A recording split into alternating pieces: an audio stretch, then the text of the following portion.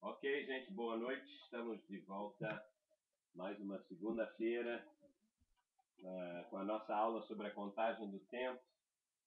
Já não sei quantas mensagens tem, mas enfim, uma coisa sempre leva a outra. Vamos orar, como a gente sempre faz, vamos pedir ao Senhor que Ele nos dê entendimento, revelação, inspiração, enfim, para que a gente possa realmente entender.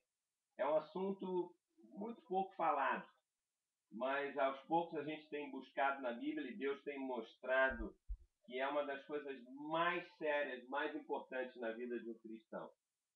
Então, tenho certeza que hoje, se você quiser, já vai abrindo a sua Bíblia aí, não sei quantos estão aí pela internet, nós vamos orar. Eu sei que foi aniversário do Rodolfo, eu vi pelo Facebook, fez 30 anos. Que bom, 30 anos de convertido. Quem dera, né? Então eu quero orar ao Senhor e declarar na vida de cada um de nós aquilo que o Senhor tem planejado para nós nessa noite. Amém? Vamos orar então. Nosso Deus e Pai, nós te louvamos nesta noite, porque Tu és o Deus da vitória. Tu és, Senhor, aquele que vai à frente de nós, aquele que nos dá, Senhor, inspiração, revelação, porque, ó Pai, nós vivemos num mundo onde somos bombardeados constantemente com ideias, com pensamentos, com filosofias, com coisas que estão completamente fora, Senhor, da Tua sabedoria, aquela sabedoria que foi predestinada antes da fundação do mundo, para que nós pudéssemos andar nestas obras, nesses pensamentos, descobrir, ó Deus, aquilo que o Senhor tem para nós. Ensina-nos nesta noite um pouco mais, Senhor, através da Tua palavra. Abençoa cada um que está ouvindo agora também pelo Facebook, pela internet, e nós que estamos aqui, ó Pai, porque temos necessidade de Ti mais do que qualquer coisa neste mundo. Obrigado a Deus por aqueles que estão viajando, que estão trabalhando neste final de ano.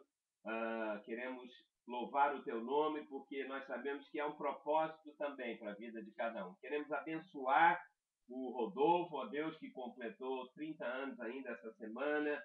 E, ó Pai, que ele e a sua casa possam realmente receber do Senhor aquilo que eles precisam de mais urgente na vida deles, que é a Tua presença. Obrigado, ó Pai, pela aula que vamos ter agora. Nós te agradecemos e te louvamos em nome de Jesus. Amém e amém. Mateus capítulo 20, nós estamos, depois de tantas considerações, né, tantas palavras que aconteceram no meio de tudo isso, nós estamos falando sobre como Deus conta o nosso tempo. E eu falei até o versículo 3, né? E a parábola está em Mateus 20, de 1 até o versículo 16. Embora a gente tenha falado já anteriormente, usando desde o livro de Gênesis, então quem quiser recordar isso, porque na verdade depois, eu sempre aconselho, a gente fica de semana em semana estudando, entra um assunto, entra outro e busca, depois no final você voltar novamente a tudo. Eu posso mandar no final da série pela internet, para quem quiser, pendrive ou printar o texto também. Então vamos voltar aqui, deixa eu ver, o capítulo, versículo. Deixa eu ler os versículos iniciais, só para lembrar alguns de vocês. Então, Mateus 20, versículo 1, diz assim: porque o reino dos céus é semelhante a um dono de casa que saiu de madrugada para assalariar trabalhadores para a sua vinha. E tendo ajustado com os trabalhadores a 1 denário por dia, mandou-os para a vinha. Tá? E diz aqui, deixa eu ver uma coisa aqui, só um instantinho. Continuando. Saindo pela 3ª hora, viu na praça outros que estavam desocupados ou ociosos, e disse-lhes: ide vós também para a vinha, e vos darei o que for justo. Eles foram. Tendo saído outra vez, perto da hora sexta, da hora nona, procedeu da mesma forma, e saindo por volta da hora 11ª, encontrou outros que estavam desocupados e perguntou-lhes: por que estivestes aqui desocupados o dia todo? Responderam: porque ninguém nos contratou. Então lhes disse ele: ide também vós para a vinha. Eu já mostrei para vocês e disse anteriormente que as parábolas do reino, principalmente no livro de Mateus, fala sobre o reino dos céus, é sinônimo de reino milenar, ou seja, isso é importante entender, porque senão você vai pensar, bom, quando eu for para o céu, eu vou reinar lá no céu. Ninguém vai reinar no céu. O céu é a terceira fase dentro da economia de Deus. Antes de irmos para o céu, eu sei que muitas pessoas vão ficar talvez um pouco assim, mas eu aprendi a minha vida inteira isso, aquilo. E eu vou mostrar hoje à noite, no final da aula, que a gente aprende muita coisa na Bíblia que, na verdade, está completamente fora do contexto. A gente rouba, eu costumo dizer, a gente garimpa versículos e cria uma ideia, alguma coisa em volta disso. E esse é o erro. Então, por isso que eu gasto tempo. E às vezes, para entender uma parábola, você tem que entender o que veio antes ou o que está depois. Por outro lado, também, para você entender parte de uma parábola, por exemplo, você tem que usar outra parábola. Você quer ver uma coisa? Para entender, só um exemplo. Tudo na Bíblia tem conexão de uma coisa com a outra. No livro do Apocalipse tem 7 igrejas, não tem? As 7 igrejas do Apocalipse. Para você entender melhor as 7 igrejas, você tem que usar 7 parábolas do reino. Cada uma tem uma ligação com uma outra. Então você diz, puxa, será que é? O problema é que a gente tem que parar, tem que ler, tem que estudar e tem que pedir que Deus mostre essas coisas. Como o candelabro que tinha 7 velas. Cada uma coisa, tudo na Bíblia está interligado. Nós é que fazemos a coisa de maneira errada. Mas vamos lá, vamos ver o que Deus tem para nos dizer então nessa noite. Existe parábola que não seja do reino? Vamos dizer, parábola que só fala que você foi salvo, que você é escolhido? Não, assim? todas as parábolas... Ou todas as parábolas têm a ver com elas têm o a reino ver, milenar? Tem que haver com o reino. Oi? Filho pródigo. A parábola do filho pródigo. As pessoas usam Lucas 15, né? O filho pródigo era um filho estava em casa, o outro foi, vendeu tudo e tal. Olha, você é um pecador perdido. Para começar, o texto diz que os dois eram o quê? Filho. Se era filho, então já é filho. As parábolas, Jesus nunca se preocupou em contar uma história para ímpios. Aquelas da ovelha no aprisco. A ovelha é sempre para o povo. É isso que eu vou falar dessa parábola. Não é de lobo, sei lá, não é? Entendeu? É que a gente cria alguma coisa. Você quer ver uma coisa? Às vezes, até essa parábola aqui. Não, mas o filho pródigo é o reino milenar também? Não, se eu começar agora a falar, eu vou sair daqui. Hein? A parábola do filho pródigo tem muito a ver com uma que eu vou falar hoje à noite, para você poder entender o final da parábola. Muitos são chamados, poucos escolheram. Cada um diz que é uma coisa isso. Mas você tem que ver pelo contexto ou tem que usar outra parábola para você entender. Lembra que essa parábola que eu comecei a ler agora, ela é o quê? Se você pegar ela pura, você não vai entender. Não sabe que é a vinha? Você teve que voltar para trás, lembra? Isso era conclusão, explicação de um papo que Jesus estava tendo com os discípulos. Porque quando começa o texto, pois, porque, significa que já vem algumas considerações antes.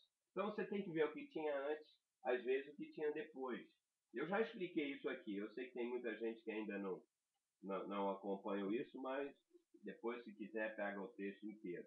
Então, o reino dos céus é como trabalhadores e tal, que foram convocados para trabalhar na vinha. Então, as parábolas não tem nada a ver, mesmo o filho pródigo, não tem nada a ver. Você vai ver pelo filho pródigo, por exemplo, no final do pai, só para te dar uma resposta rápida. Quando o filho pródigo voltou, que já era filho, Na verdade, todos nós, antes da fundação do mundo, é que nós nos... Tem uma opção de coisa aí por detrás disso. Eles já eram filhos. O primeiro filho que ficou em casa e que reclamou que não tinha festa, representava os judeus. Está entendendo? E o outro era um gentio, somos nós, mas os dois eram filhos. Filhos de Deus, a economia de Deus. A Bíblia, Paulo fala sobre o Israel de Deus. Quem é? Nós somos. Quem é descendente de Abraão? Quem mora em Boca. Hein? Quem mora em Boca? Paulo chega a dizer que o crente Abraão é o nosso pai. Então, primeiro vieram os judeus, depois vieram os gentios. Então, na família de Deus, tem que entender essa economia de Deus. Eu não posso agora, é que eu abro várias janelas, entendeu? E para tentar explicar tudo. Hoje nós vamos trocar numa outra parábola. Você vai dizer, ah não, mas isso aí eu já vi a vida inteira, diz uma coisa. Então, vamos ver o que ela diz realmente. Vamos lá então, na parábola dos desocupados. Saiu na terceira hora, não foi isso? Que era às 9 horas da manhã, pela hora hebraica, sempre você pode botar 6 a mais na hora hebraica, significava a segunda parte da era da igreja, que eu já falei também, no versículo 3. Diz que haviam outros que estavam desocupados. Você perguntou, o que significa estar ocioso ou estar desocupado? Dentro já agora a aplicação do contexto. Por que eles estavam desocupados? Veja. Porque não tinha trabalho, não era? Porque ninguém deu trabalho? Não, o contexto diz porque realmente eles não tinham trabalho. Mas, o que significa? Porque veja só, Jesus disse que quem não trabalha na vinha, não é isso? E a vinha é o reino dos céus, é o reino milenar, que começa na igreja. Ou seja, quem não trabalha na igreja e visando o reino milenar, não se esforça aqui. Exatamente, essa pessoa está, aos olhos de Deus, desocupada. E desocupada significa que o tempo dela não o quê? Não está sendo contado. Ah, mas peraí, você está forçando uma barra. Não, não estou forçando barra. Porque ele disse, nós estamos aqui sem fazer, vai lá. Só receberia o salário, o denário, né? Quem estivesse o quê? Trabalhando. Quem estava fora da vinha estava completamente fora da economia de Deus. É que nós achamos assim, não, Deus é tão bom e ele tem que aceitar como a gente é, como a gente entende, e tem que... Não, Deus desenhou um plano, nós temos que nos adaptar a esse plano. Então, a maneira como ele diz tem que ser feita. Então, o que eu quero dizer é o seguinte, todas as pessoas que não trabalham na vinha, que não estão trabalhando pelo reino dos céus, e isso, não estou falando pastores, não, qualquer cristão. Quem não trabalha na igreja, ou seja, que está investindo o seu tempo na igreja, nas coisas de Deus, essa pessoa está ociosa. Pode ser até um pastor, pode ser até um presbítero, pode ser quem for. Porque o negócio ali diz que tem que trabalhar para a vinha. E a vinha é o reino dos céus. Ou seja, trabalhar na igreja e visar o reino milenar. Porque as parábolas, como você perguntou, elas visam o reino milenar. Que vai ser o galardão das pessoas que trabalharam na igreja. Que foram selecionados aqui. Mais adiante você vai entender um pouco mais. Agora, então, trabalhar na igreja, não necessariamente é trabalhar na igreja, mas é viver, trabalhar como igreja. Como igreja, participar do ministério. Mas esse é o problema.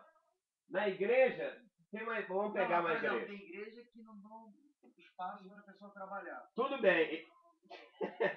Veja, o líder e o pastor vai, é como você falou ontem, vai ser um dos primeiros, vai prestar conta.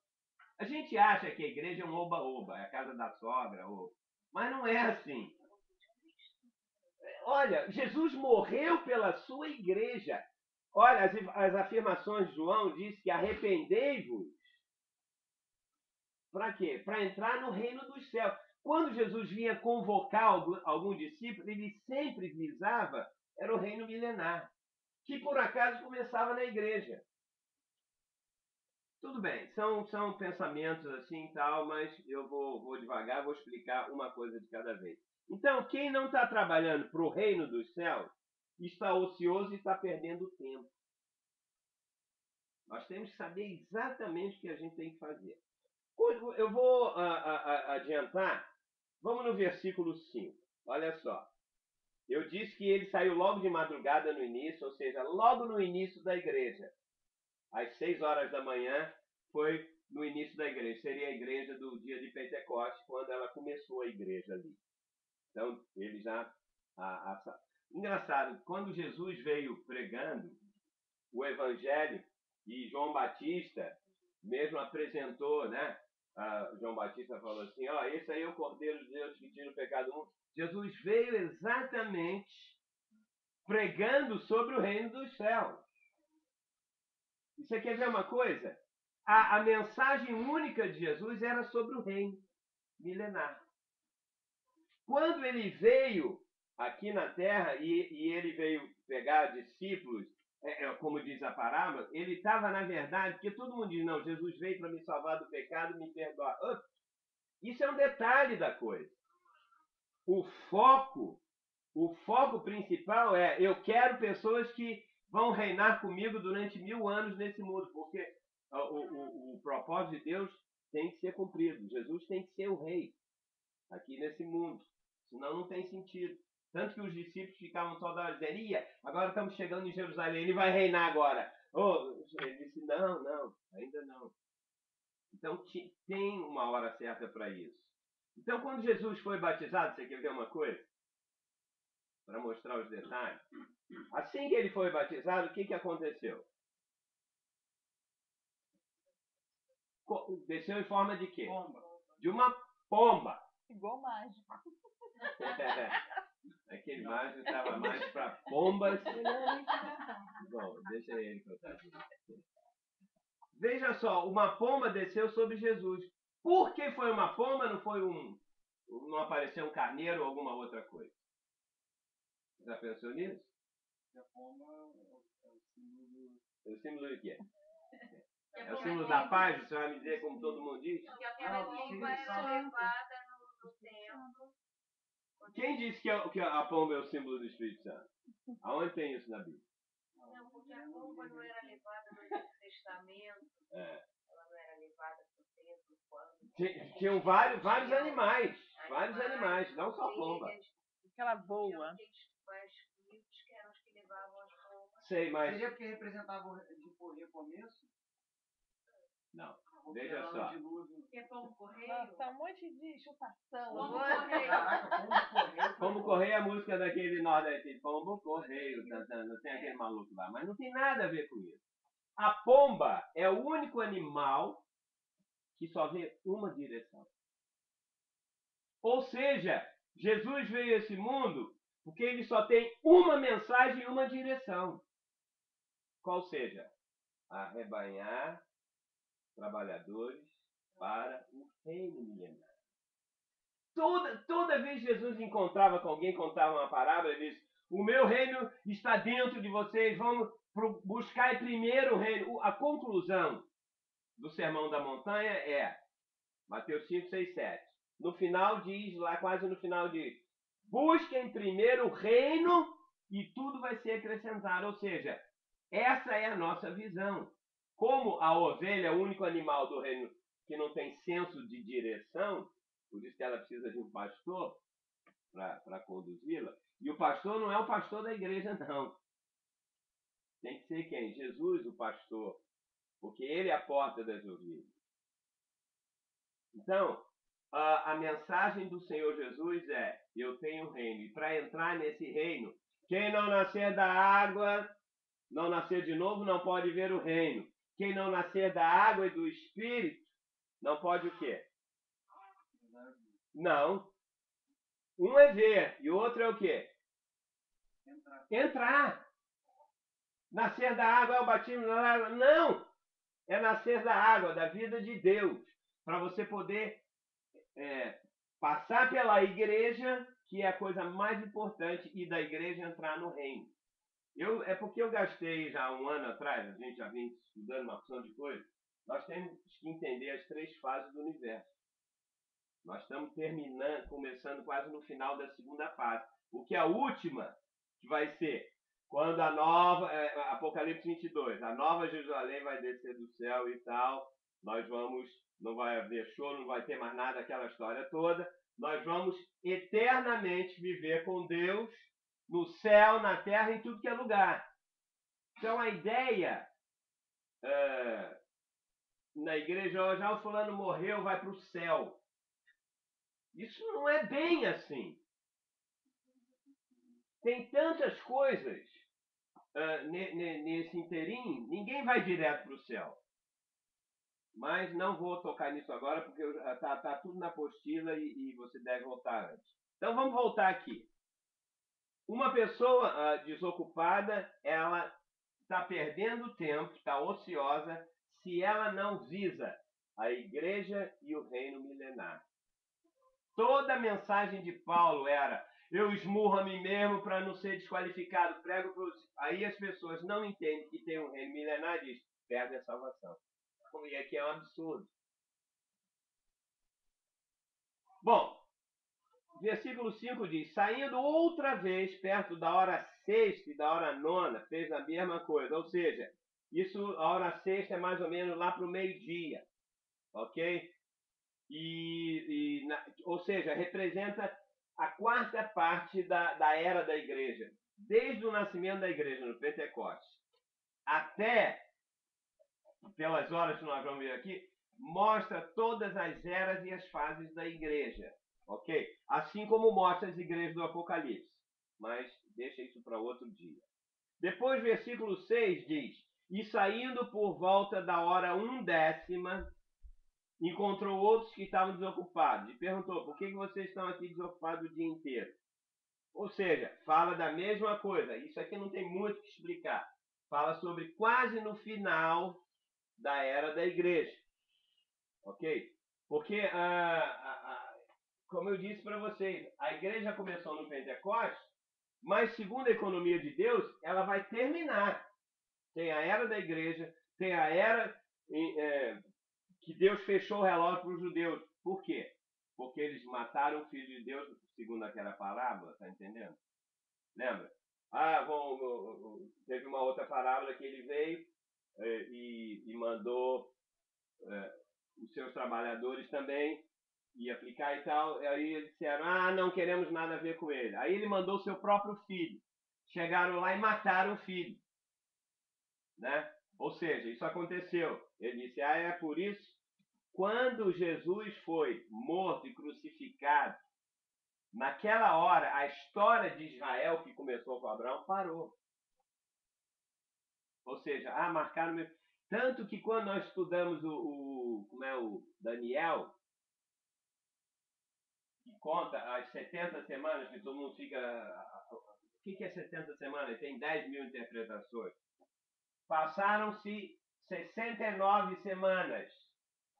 Ou seja, falta uma semana, que são os 7 últimos anos antes de terminar a era da igreja. Por quê?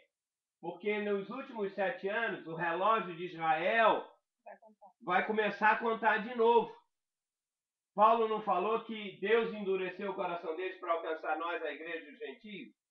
Mas você tem, por isso que eu digo, pregar uma verdade sem você relacionar ela com tempos, com números.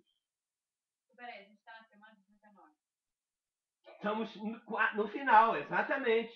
Falta uma semana.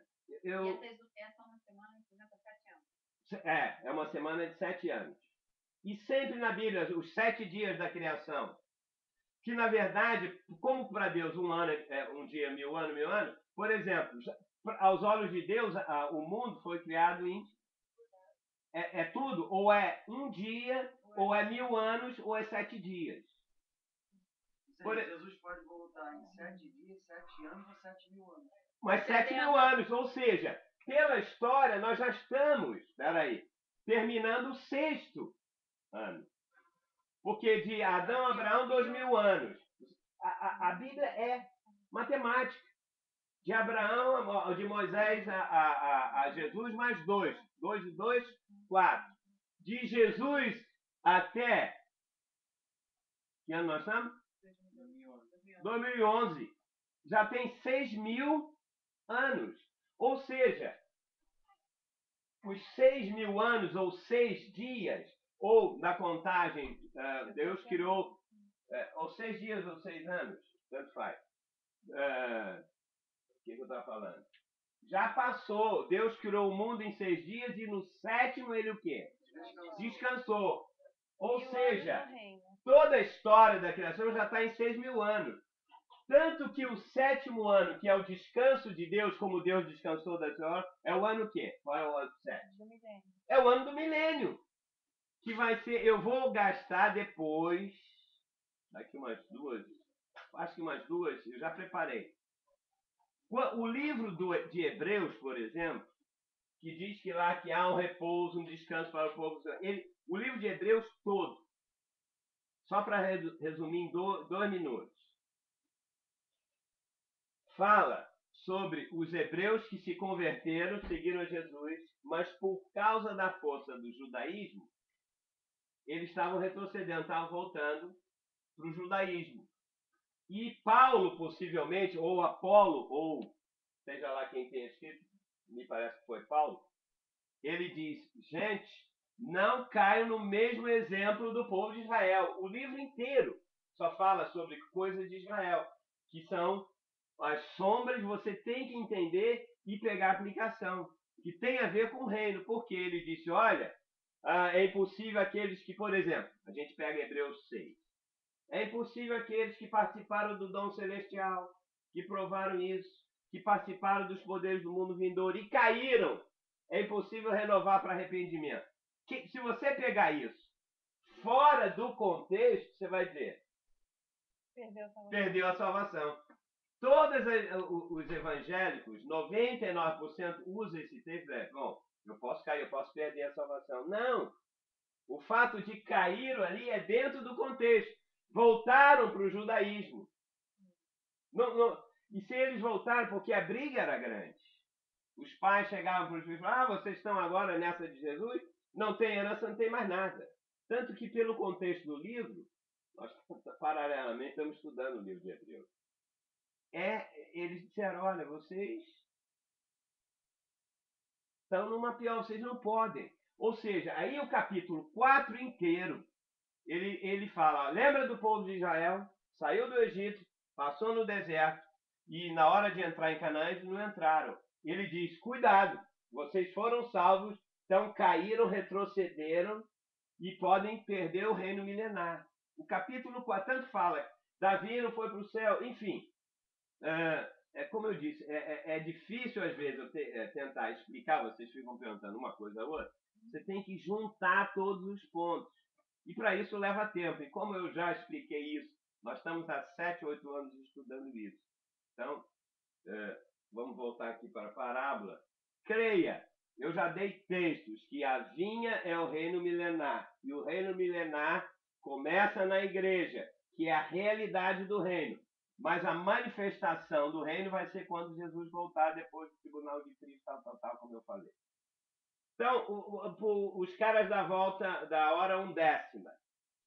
Ou seja, versículo 7. Eu quero chegar logo lá aonde interessa aqui. Versículo 7. Responderam, porque ninguém nos contratou. Aí Jesus disse, vai também e vão trabalhar na vinha. Ou seja, essa hora 1/10 já era quase no final da era da igreja. Agora, pega o versículo 8. Era a hora primeira, segunda, quarta, quinta, 1/10. Né? Versículo 8.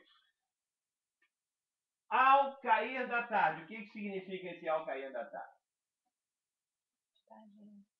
Ao cair da tarde era às 6 horas da tarde. Quando é a hora judaica começa. O Shabat que todo mundo... A hora para o povo judeu começa. É sempre 6 horas de um dia até o dia do outro. Não é isso? Eles acordam às 6? Não. Eles estão dentro do nosso... Existe um calendário judaico e o calendário romano, que é o nosso. O nosso é baseado no Sol e ele no calendário o quê? Lunar. Então, essas coisas nós temos que saber. Que ano nós estamos? 2012.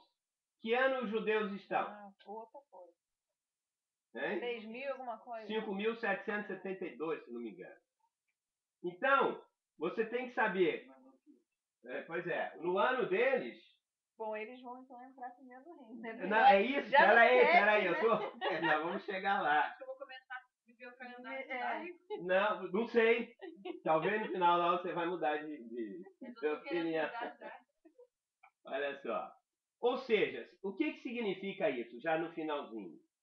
Mesmo próximo ao fim da era da igreja, Deus está chamando trabalhadores.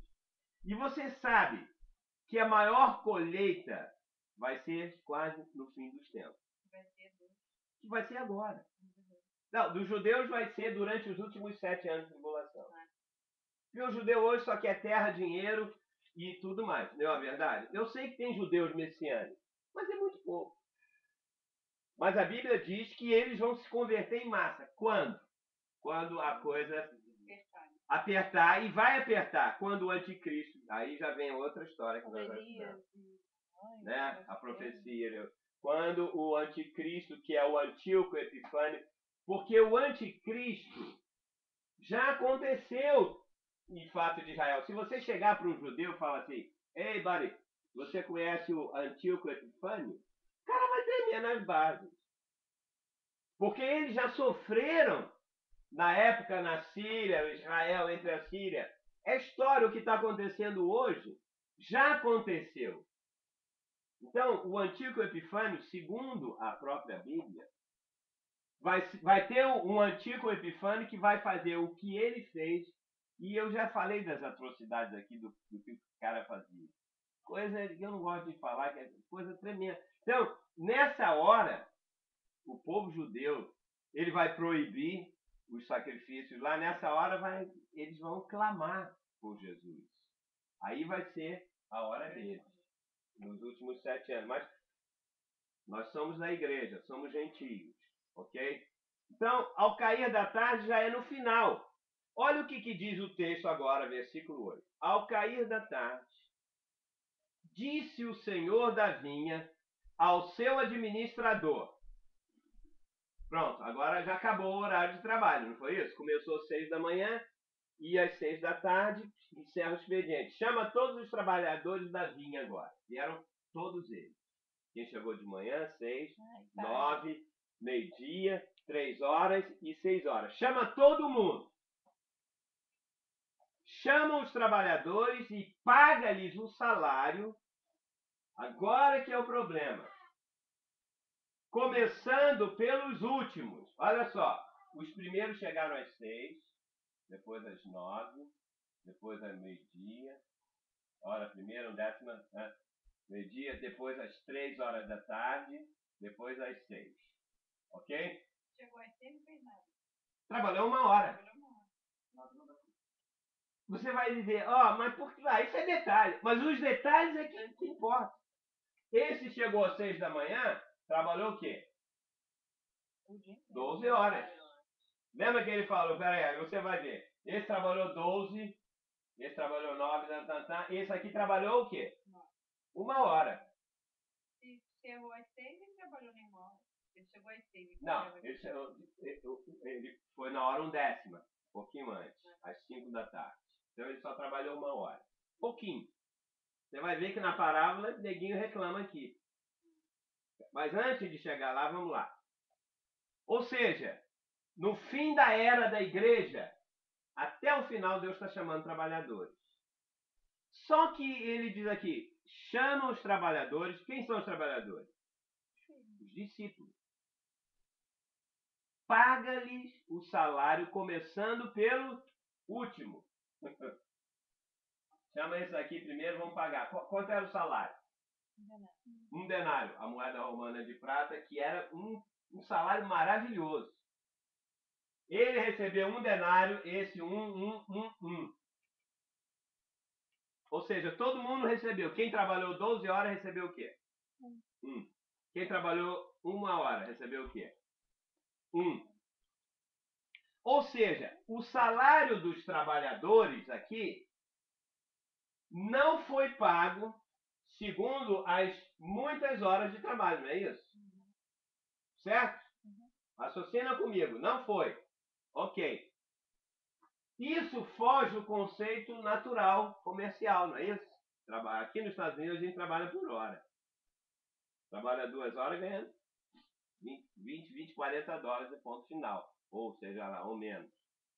Ou seja, primeira coisa que a gente tem que entender. Deus faz todas as coisas não conforme o calendário e a natureza humana. Ele faz tudo conforme a sua graça e a sua vontade. Ele chama quem quer, ele chama pessoas indignas. Na mentalidade humana, a gente só chama as pessoas que são preparadas, que são isso e isso aquilo, né? Jesus não, ele chama pecadores, prostitutas e não há lógica. Então a primeira coisa para entender qualquer coisa das parábolas e como Jesus atua é o seguinte: o conceito natural humano ou comercial está fora da vontade de Deus. Ou seja, ele faz o que ele quer, como ele quer e ponto final. Esse das últimas pode ser as pessoas que vão ser arrebatadas?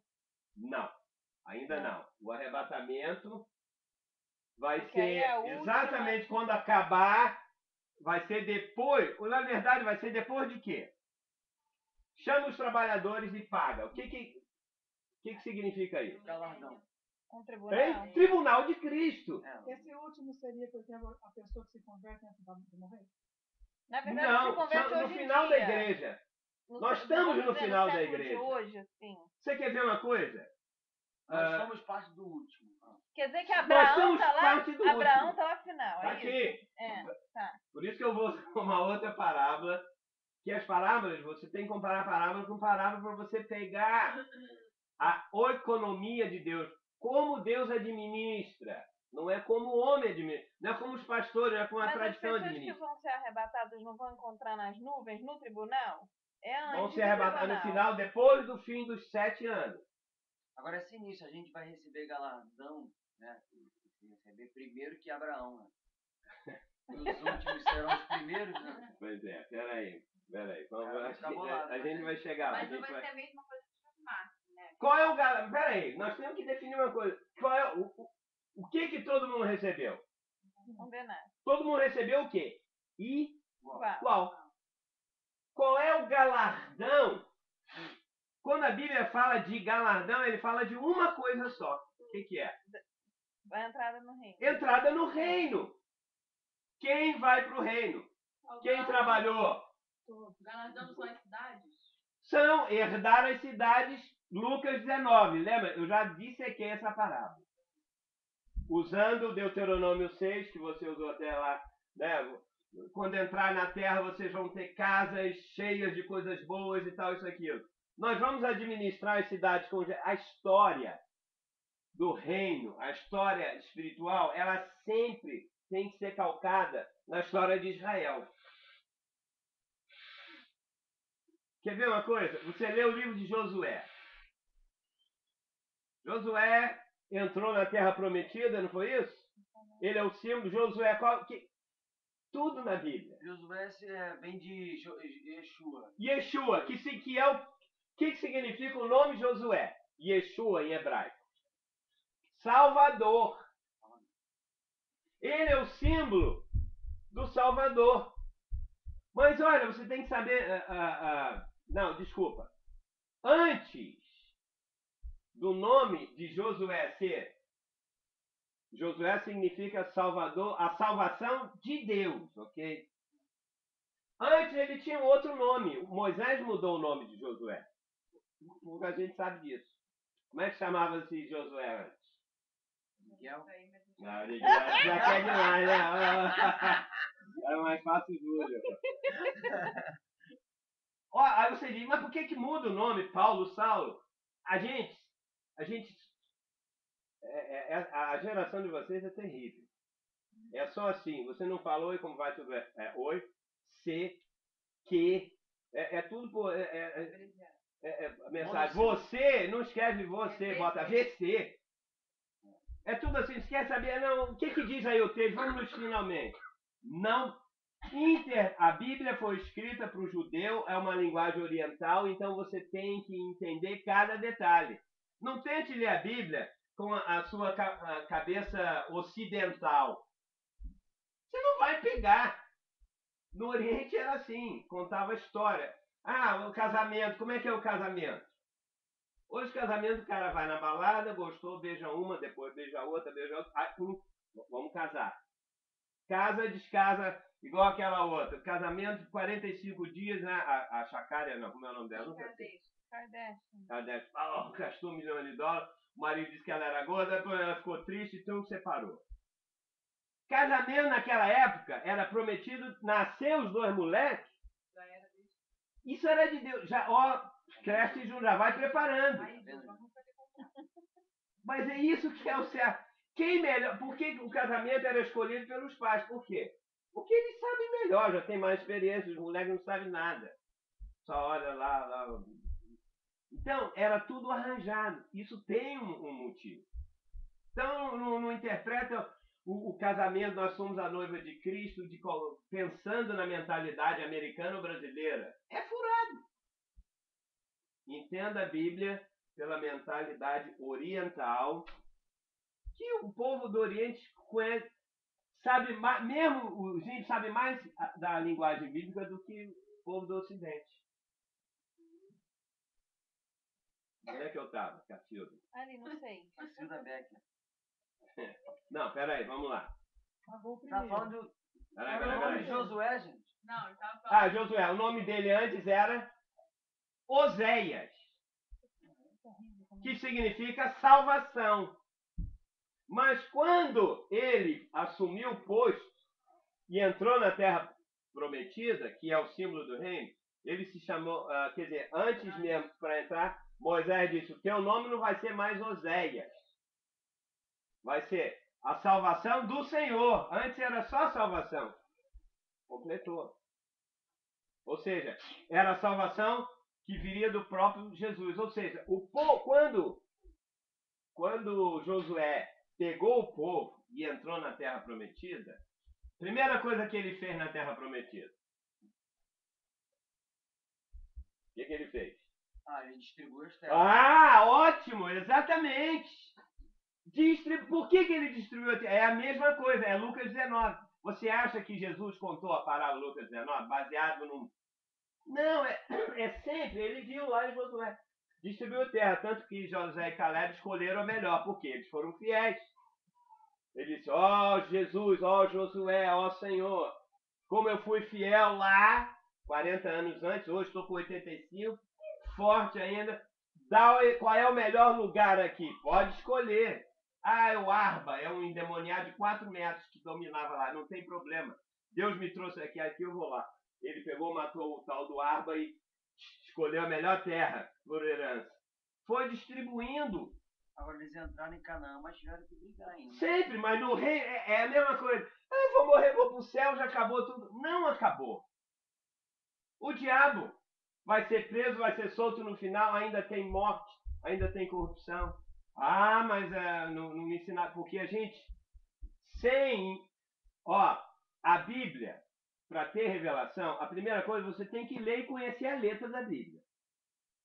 Quem não conhece a letra da Bíblia, Deus não revela. Eu aprendi que a letra mata. Não, mas a letra, só a letra... Não, peraí. Realmente, a letra só, ela mata. Porque se ela não tiver a revelação, ela não funciona. É a mesma coisa do programa. Eu quero ver um programa tal. Eu tenho que baixar, não tenho programa. O que vai acontecer?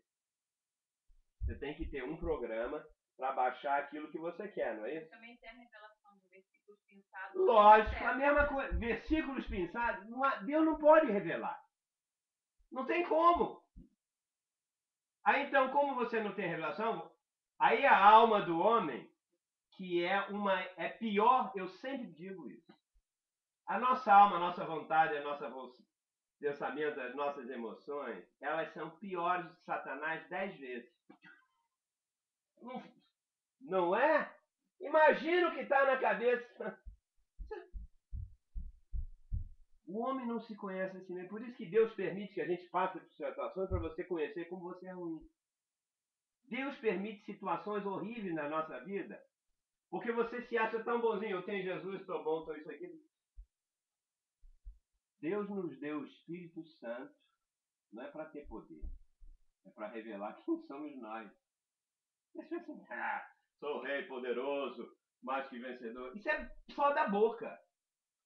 Porque até ser mais do que vencedor não tem nada a ver com conquistar a bênção, isso e aquilo.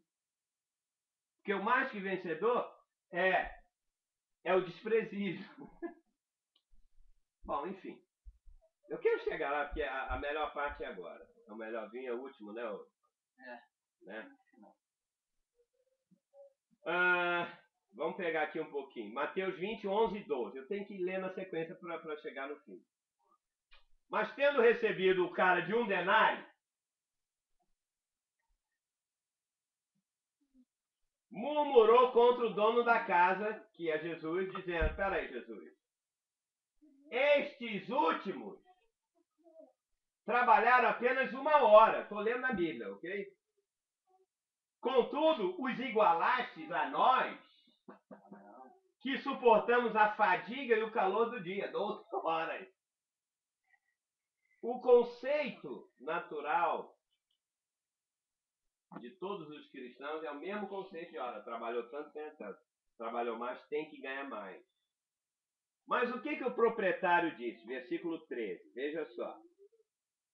Mas o proprietário respondendo, aqui, disse a um deles: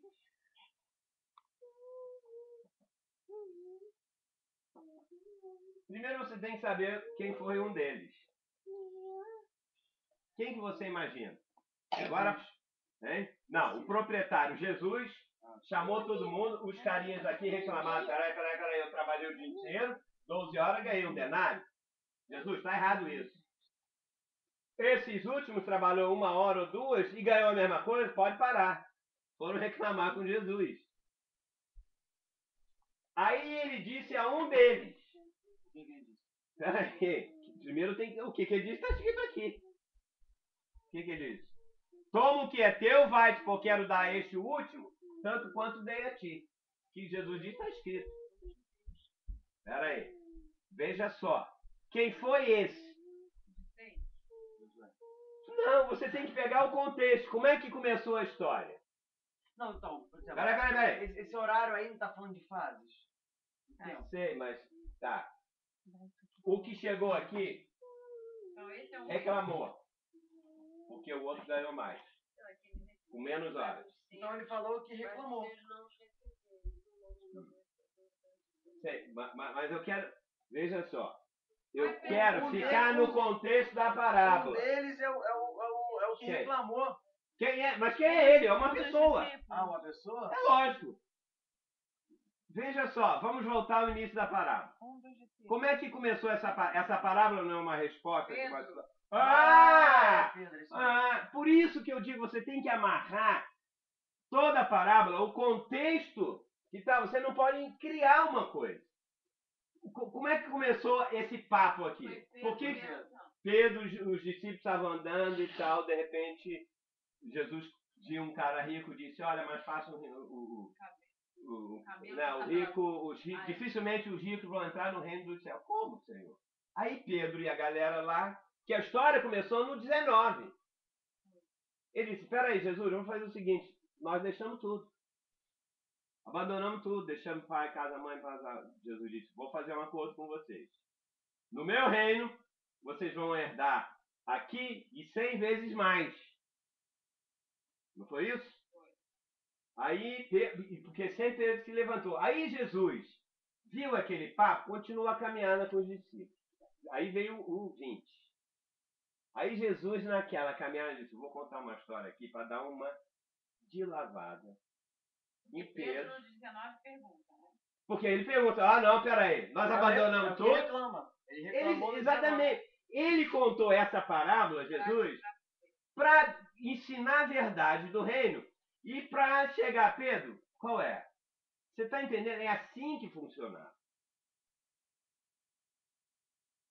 Mas se você pega ela garimpada, se você pega um versículo, aí ferrou. Não vai entender nada. Você inventa. Aí, lógico, certamente quando ele diz assim, disse a um deles, amigo. Quer dizer, era alguém próximo, companheiro, parceiro. Não te faço injustiça. Não combinaste comigo um denário? Lógico que era Pedro. Por que Jesus deixou isso? Porque Jesus queria colocar por terra o pensamento natural e humano de Pedro, dos cristãos, dizendo, porque Deus, aí eu teria que usar aquele texto de Jacó e Esaú. A gente usa para pregar a mensagem da graça, né? Que diz assim, me aborreci de Jacó, de Esaú e amei a Jacó, e tal, isso, aquilo. Portanto, não depende de quem quer nem de quem corre, mas de Deus usar a sua misericórdia. Pois é, no contexto diz isso. O âmago dali é Jacó e Esaú, que eram os dois filhos, gêmeos. E como é que de uma mentira... Peraí, pois é, não, mas peraí, velho, não é isso. O que está em jogo é o seguinte, os dois já brigavam no ventre. Para quem ia sair o quê? Primeiro! Porque quem saísse primeiro recebia o quê? A herança. Qual era a herança? Primogenitura. Primogenitura. Os dois eram gêmeos, então já brigavam no ventre. Espera aí. É a bênção que representa a bênção do reino. Se você pegar o livro de Gálatas, você vai ver isso. Porque ele usa lá o texto. Ou seja, Gênesis, Gálatas, Apocalipse, eles dizem a mesma coisa. Você tem que checar um com o outro. Entendeu? Nós somos gêmeos de alguém? Na hora H, quem saiu primeiro? Esaú não tem. Não, eu sei que você vai dizer. Esaú não saiu primeiro? Então ele tinha que ser o quê? O herdeiro. Então não foi herdeiro porque... Por quê? Porque a mãe... Porque, não, você está vendo historicamente, eu já estou aplicando. Deus faz o que ele quer. Ele permitiu o engano e tudo e disse, não, eu amei Jacó. Deus, de modo nenhum. Então, quem foi primeiro, deveria receber o quê? A herança, não é isso? Mas ele veio por último e foi ele que recebeu. Fala, o que você ia falar para eu continuar? Não, Você falou, então toda a Bíblia... Enquanto eu bebo água, cadê minha água? Aí, na frente. Eu botei aqui. Toda a Bíblia, ela está interligada Sim. na essência de um assunto que não é pregado hoje em dia. Do reino, que ele quer dizer. Ah, sim. Nunca ouvi isso na minha vida. Nunca ouvi ninguém pregar isso no Brasil, em nenhum lugar. Não, assim, com tão foco. Sabe por quê? Está esquecido, mas quem... Esse é o problema. Só a galera Quem é antiga. da idade da sua Mais mãe, ou do menos. meu pai, eu acho que na igreja Por isso presbiteriana que eu não disse, vinha. essa é a vantagem de pegar 2, 3 gerações. Eu sou dessa geração, pode Porque parar. depois começou aquele evangelho de prosperidade e... Exatamente, essas coisas, por isso que falar em bênção hoje, vai que bênção.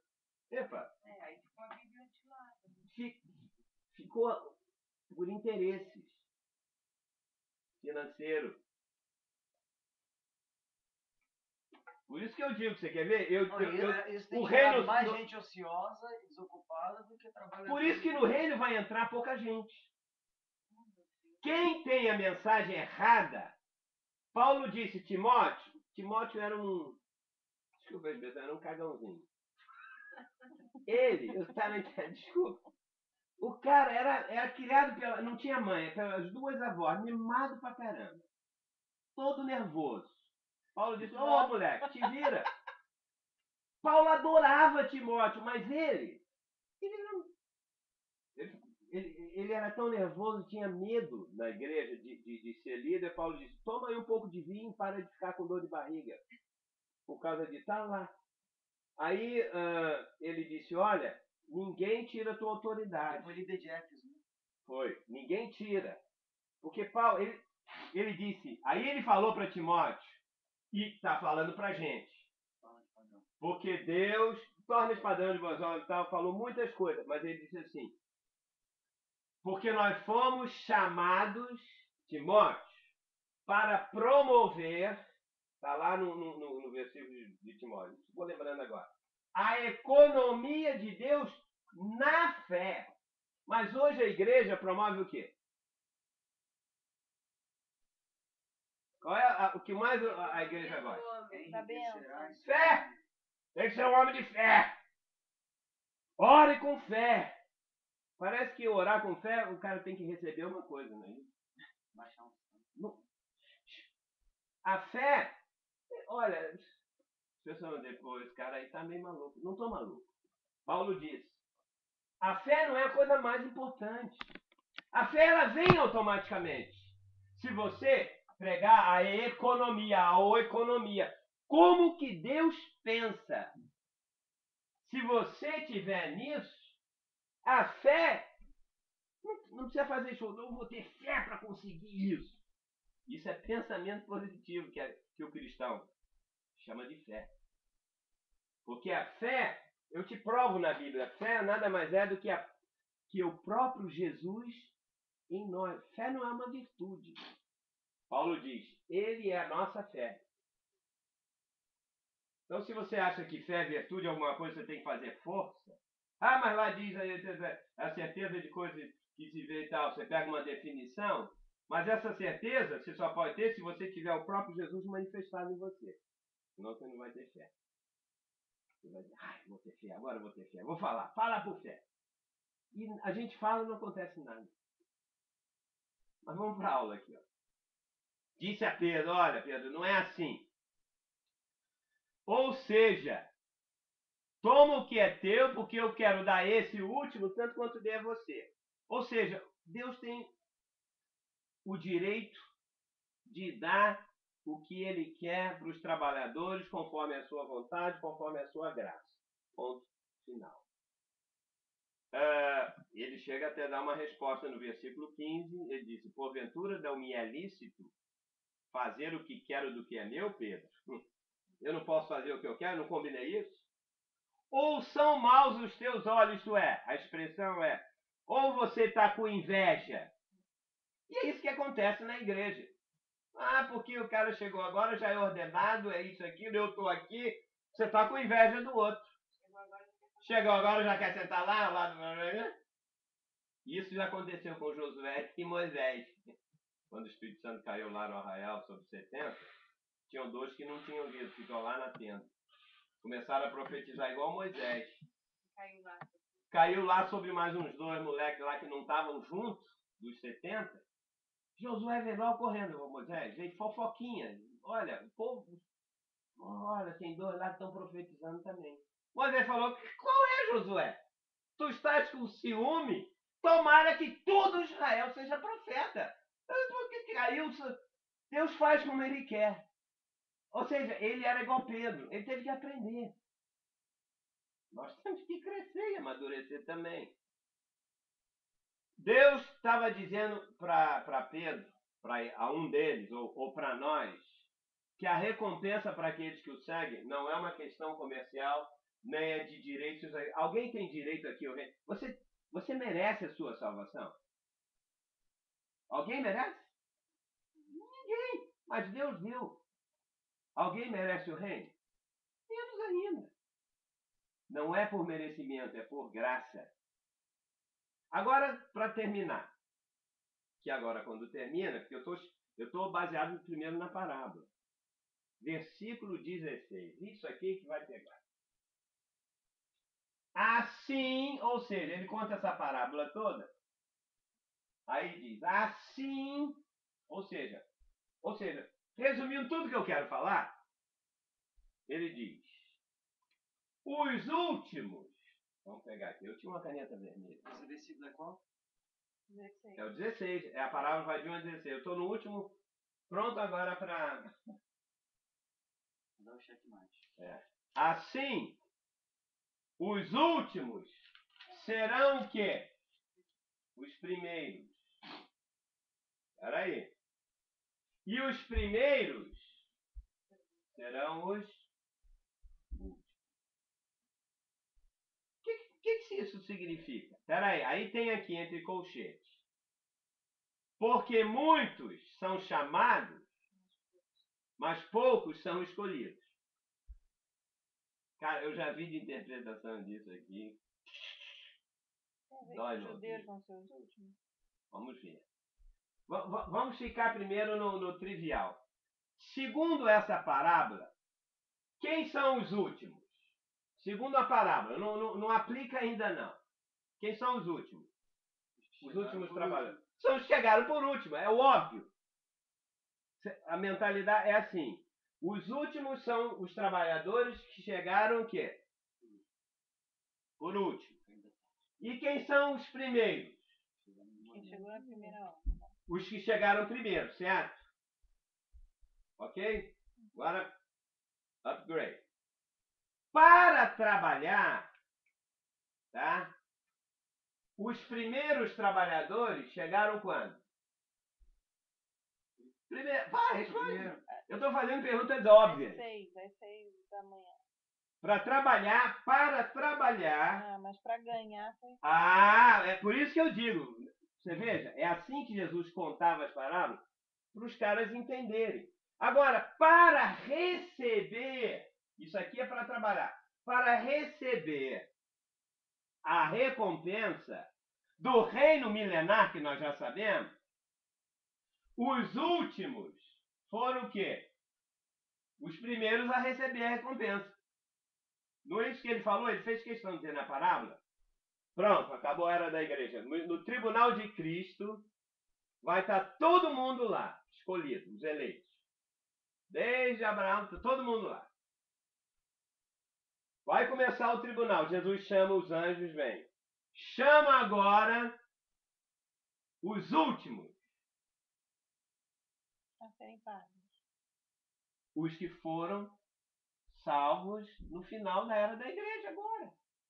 Vão chegar neguinho daqui vai dizer, peraí, os caras já estão recebendo. Por que você acha que... Agora pensando, por que os últimos vão ser logo os primeiros para receber os galardões? Já sei. Por quê? Porque eles vão receber menos.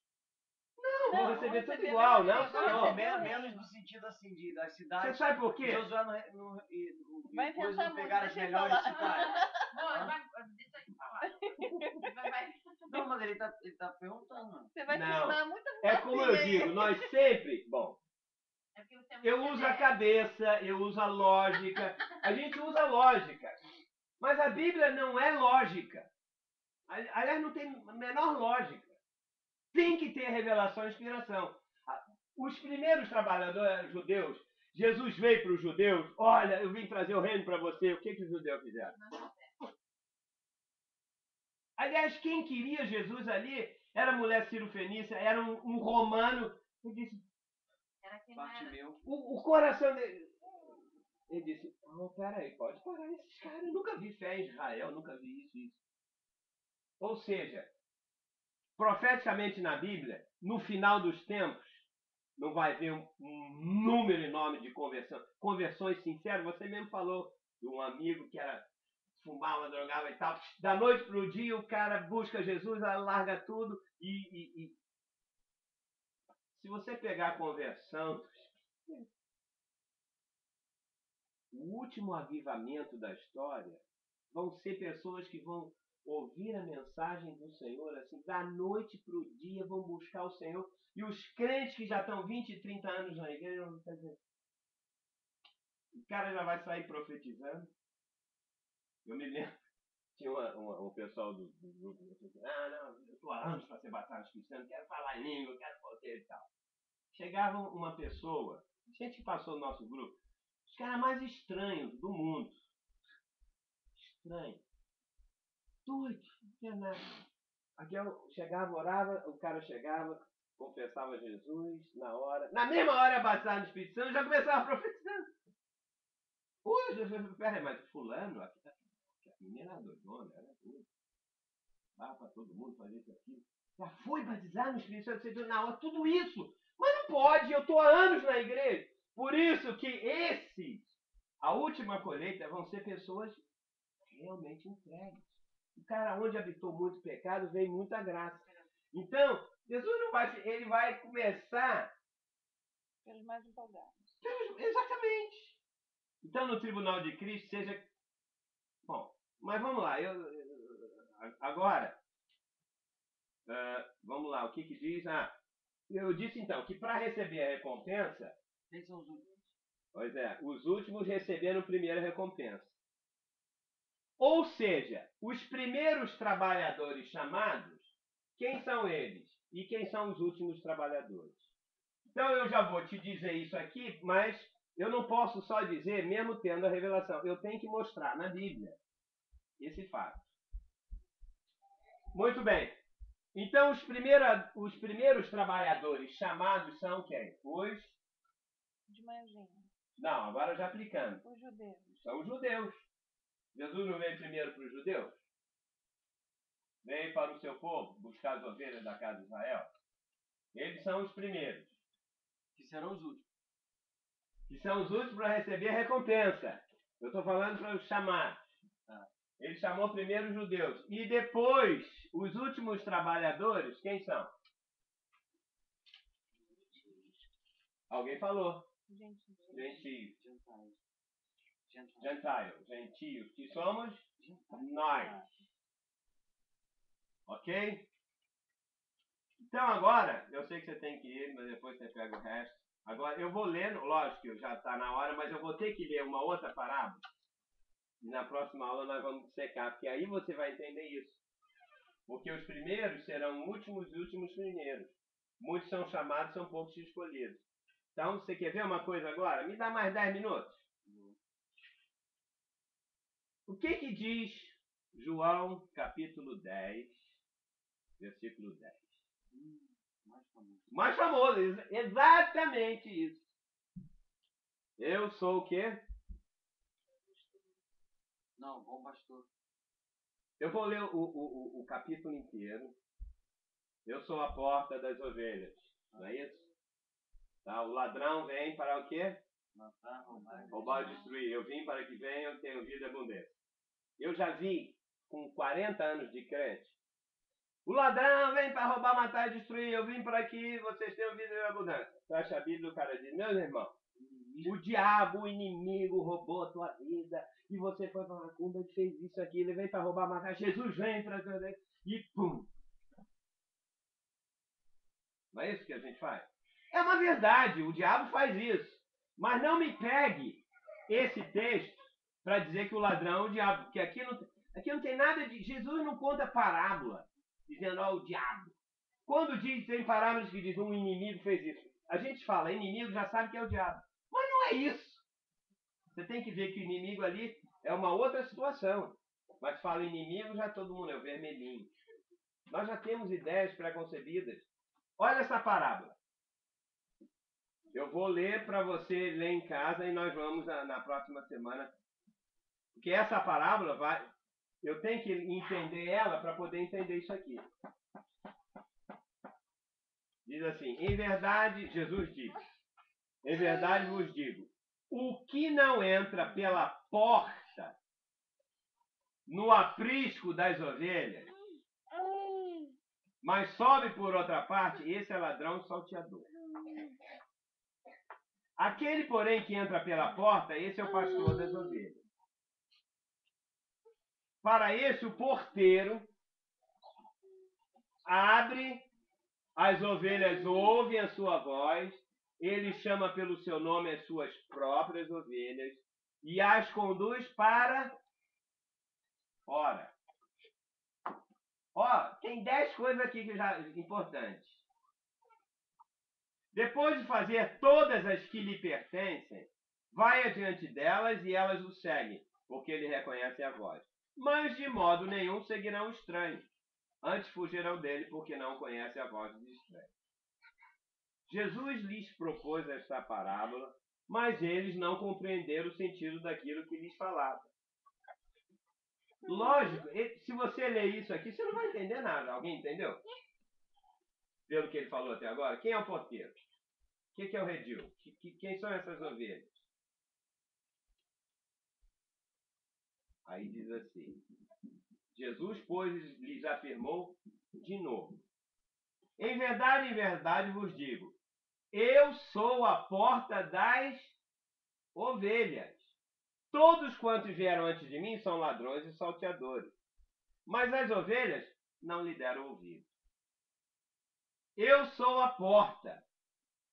Se alguém entrar por mim, será salvo. Ó, se você pega essa frase aqui e diz, olha, se você aceitar Jesus, você vai ser salvo dos seus pecados. Não é isso?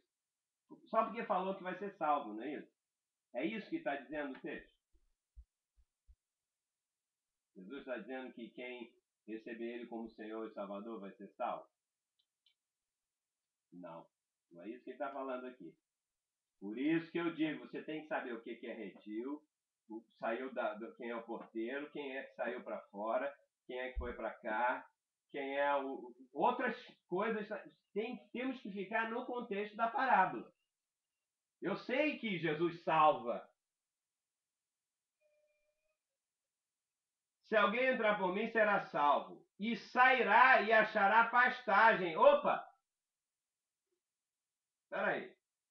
Vai ser salvo ou vai comer pastagem? Que pastagem é essa? Por isso que eu digo, você tem que ficar no texto. Calma. O ladrão, pronto. O ladrão é o diabo. Segundo diz. Mas aqui, você tem que ver pelo contexto. É uma coisa completamente diferente. Vem somente para roubar, matar e destruir. Esse ladrão aqui é pior do que o diabo. Que, aliás, eu posso te dizer que o diabo não rouba, nem mata, mas faz mais nada. Porque Jesus já acabou com ele. Mas tudo bem, vamos lá. Eu vim para que tenham vida e a tenham em abundância. Eu sou o bom pastor. O bom pastor dá a vida pelas ovelhas. Agora ele vem com outra história. O mercenário. Você sabe o que é o mercenário? É o cara que faz alguma coisa por causa de dinheiro. O mercenário. Eu tenho que saber quem é o mercenário. Que não é pastor. Não fica pensando que é popular. Não é isso, não. Isso é coisa. A quem não pertence as ovelhas, vê vir o lobo, abandona as ovelhas e foge. Então o lobo as arrebata e dispersa. Repete, o mercenário foge porque é mercenário e não tem cuidado com as ovelhas. Eu sou o bom pastor, conheço as minhas ovelhas e elas me conhecem a mim. Assim como o Pai me conhece a mim, eu conheço o Pai e eu dou a vida pelas minhas ovelhas. Quem ouviu isso na época entendeu? Pelo amor de Deus. Não, tanto que eles não entenderam. Aí, olha só. Ainda tem outras ovelhas. Peraí. Eles já tinham ovelhas aqui, não tinha? Está falando para os discípulos. Mas eu ainda tenho outras ovelhas. Não deixe aprisco. Primeiro você tem que saber o que é o aprisco. Eu tenho outras que não são desse aprisco que ele começou falando. A parábola tem 2 tipos de ovelha aqui, pelo que eu estou vendo. A mim me convém conduzi-las. Elas ouvirão a minha voz. Então haverá um rebanho. Peraí, mas ali era aprisco. Aqui já está falando. Vai haver um rebanho. Né? Onde é que está aqui? E um pastor. Acabou a parada. Toda vez que a gente ouve essa coisa, só fica com eu sou a porta das ovelhas, quem vem por mim. O ladrão vem para roubar, matar, destruir, vida boa. Ignoramos todo o texto, não é isso? E aplicamos. O diabo vem para fazer isso. Embora eu sei que o diabo sempre rouba isso, mas o que Jesus está dizendo aqui, ele fala de mercenário, de porteiro, de porta, de aprisco, de redil, de quê? Rebanho. Depois fala de outro rebanho. Nós temos que ver isso na entrelinha para poder entender a outra parábola. Aí você vai entender isso na próxima semana, que eu vou terminar em 1 minuto. a gente checa as duas coisas, aí você vai entender quem é o primeiro, quem é o último, quem é isso e aquilo, e você vai entender as outras parábolas. E você vai entender outros textos na Bíblia. Porque Paulo, quando escreveu suas cartas, ele aproveitou tudo que Jesus falou. E quando João escreveu Apocalipse, ele pegou tudo que Moisés falou, que Paulo falou, que Jesus falou, e porque ninguém inventava nada. Só mais uma outra coisa. O livro do Apocalipse é um resumo de toda a Bíblia. Cada frase do Apocalipse, para você entender, você tem que ter uma referencial da letra. A letra é a lei. A lei é boa. Mas ela é boa, ela mata se você ficar só na letra, como judeu. Mas a lei a lei do Senhor é perfeita e restaurará. A lei do Senhor é perfeita. Só que a lei do Senhor ela foi mudada numa outra lei. Para isso eu tenho que entender o que Paulo falou. Tanto que, só uma última curiosidade para provar tudo que eu estou falando. Os evangelistas, Mateus, Marcos e Lucas, quando escreveram o seu evangelho, fizeram logo assim que Jesus foi embora, eles escreveram, uns 5 anos, 10 anos depois. João, quando escreveu o evangelho de João, ele foi fazer isso 30 anos depois que ele escreveu o evangelho dele. Por quê? Porque ele viu algumas coisas sobre a vida de Deus que ele não entendeu. Embora ele fosse discípulo amado, ele viu. Mas o cara escreveu o evangelho dele 30 anos depois. Sabe por quê? Porque quando Paulo estava preso, ele foi lá na prisão e foi fazer uma consulta com Paulo, porque ele sabia que Paulo tinha ido ao terceiro céu, explicou isso tudo, e falou, Paulo, explica aqui algumas coisas. Quando ele pegou isso, João recebeu a revelação de Paulo, como recebeu de Jesus e dos outros, porque ele sabia mais do que João, embora nunca tenha estado com Jesus. Aí ele pôde dizer, agora o meu evangelho está completo. Tanto que ele começa o evangelho dele, assim, numa euforia, ele começa pelo meio. No princípio era o verbo falar com Deus. Então, esses detalhes é que fazem diferença. Entendeu tudo que eu falei? Eu joguei muita coisa aqui. Agora, peguei material. Na próxima aula a gente vai continuar. Porque ainda tem outra coisa. Vou dar uma dica para vocês. Você vai dizer, eu não estou ainda convicto de que havia o reino, isso tudo não. Então, se você ler, eu disse para vocês, leia o versículo do texto anterior, muitas vezes lê o que está mais adiante. Quem for esperto faz isso. Vamos orar, vamos terminar. E dizer o seguinte, gente, promover a economia de Deus na fé, como eu disse, a gente tem que receber, tem que conhecer a letra, tem que gastar tempo, e o povo evangélico hoje não quer gastar tempo para estudar a Bíblia. Ele quer ir na igreja para resolver um problema que está afligindo ele, pastor ora, faz, tal, e vai embora. É por isso que ele vai ficar 20 anos pulando de igreja em igreja e não vai entender, porque se você receber a economia de Deus e Deus começar a te revelar, e além do mais você vai entrar no reino, e para reinar com Cristo você tem que, a Bíblia diz que as nossas obras vão seguir depois da morte. Ou seja, o que você aprender da economia de Deus hoje vai ser usado no... Então não fique preocupado com casamento, com trabalho, com isso tudo, porque isso tudo é o que tem menos importância. Busca primeiro o reino, milenar, todas as coisas vão ser acrescentadas. Eu não busco o reino milenar, nem sei que existe, e quero as coisas acrescentadas, e elas não vêm. Então, quem tem ouvidos para ouvir, ouça o que o Espírito diz. Põe a mão no seu coração. Pai, nós te louvamos, Senhor, porque realmente a tua palavra, elas são rios de água viva. Ela flui como um rio que vem trazendo, derrubando tudo. E muitas vezes nós achamos que a tua palavra é como uma torneira que fica pingando um pouquinho de água e que na verdade não nos satisfaz. Nós continuamos com sede. Por isso, ó Deus, que esses rios de água viva possam subir do santuário sobre os nossos artelhos, os nossos pés, sobre o joelho, até cobrirmos totalmente com a tua revelação viva, que o teu Espírito Santo quer dar a cada um de nós. Interessante, ó Deus, que a tua palavra diz que a revelação do Senhor é para os simples. Ensina-nos a ser estas pessoas simples, para que a gente possa entender. Abre os nossos olhos, dá-nos fome e sede da tua palavra.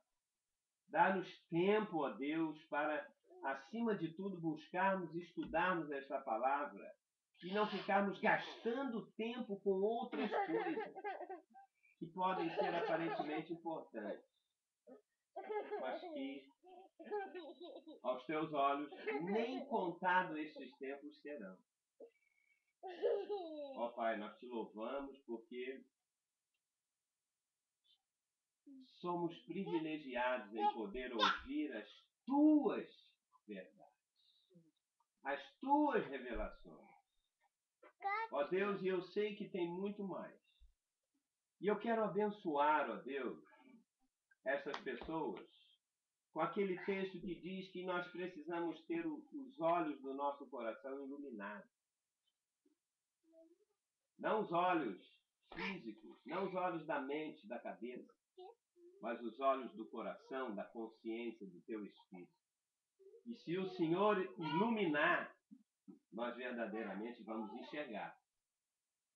Se o Senhor não iluminar, nós vamos ler a Bíblia, a palavra, vamos usar o nome de Jesus e absolutamente nada, ou quase nada vai acontecer.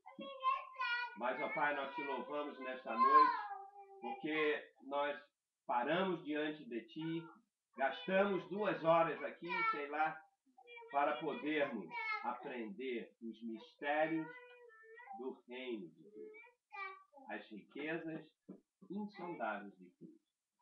Obrigado, ó Deus, pela vida de cada um. Abençoa, ó Deus. Abençoa as tuas servas que vão viajar, ó Pai. Que ao chegarem ao Brasil, elas possam começar uma nova vida, diferente daquelas que elas já viveram até o dia de hoje. Leva-as na tua graça. Fica conosco aqui, ó Deus. Abençoa os que estão viajando, os que vão chegar. Guarda-nos nesses últimos dias da tua igreja, porque nós, ó Deus, queremos viver realmente para Jesus e não viver para receber o que Ele tem para nos dar, de bênção, conforme a igreja tem falado. Nós te louvamos, Senhor, te agradecemos por tudo nesta noite e declaramos a tua vitória na vida de cada um de nós, em nome de Jesus.